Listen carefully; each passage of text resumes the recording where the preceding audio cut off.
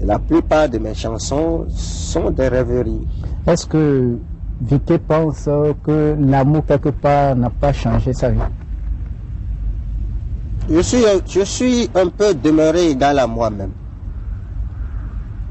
Je suis demeuré un homme de solitude.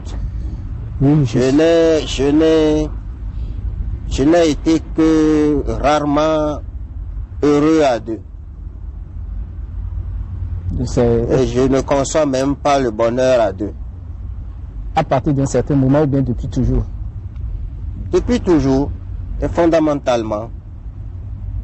Il semblera quand même que vous aviez été un temps, vous aviez été heureux à deux et que bon, votre vie aurait basculé à la suite donc des problèmes qui seraient intervenus au sein de votre famille et qui, n'est-ce pas? Ouais, disons que ça c'est une réalité. J'ai connu la vie de ménage. Oui. Mais cela ne signifie pas que pour moi, vivre en ménage m'offrait plus de plaisir que de me retrouver seul. Donc vous pensez que c'est... La preuve d'ailleurs, c'est qu'il n'est pas rare que dans un ménage, l'un des conjoints se retire souvent dans sa chambre. Mais vous ne l'avez pas souhaité? Non, je trouve que généralement même on est heureux seul. Oui, ça c'est généralement, mais vous ne l'avez pas souhaité, devenir heureux seul.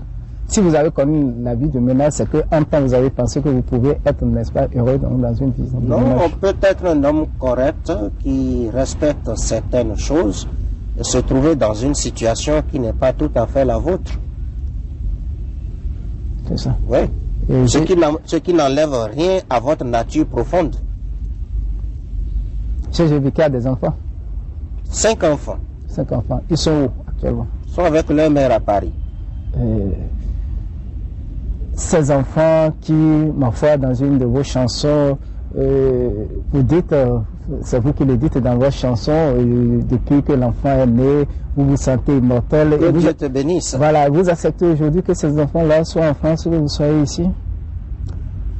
Ben, on ne peut pas se détacher de ces mollets. Mais on peut perdre facilement ses chaussures. Je veux dire que tout ce qui est extérieur à mon corps est bien loin de mon corps. Et qu'il faut s'habituer à voir les choses vous quitter, comme disait le général de Gaulle, avant que les choses ne vous quittent. Il disait plus exactement, il faut savoir quitter les choses avant que les choses ne vous quittent. Quand vous avez su quitter ces choses avant qu'ils ne vous quittent? Je me suis toujours habitué à ne pas me confondre avec les tierces existences. Et les existences tierces. Ce qui n'est pas collé à moi n'est pas à moi. Cela me permet de vivre quand même heureux tout seul.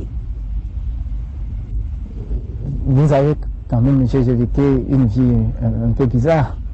Ou bien c'est parce que vous êtes artiste?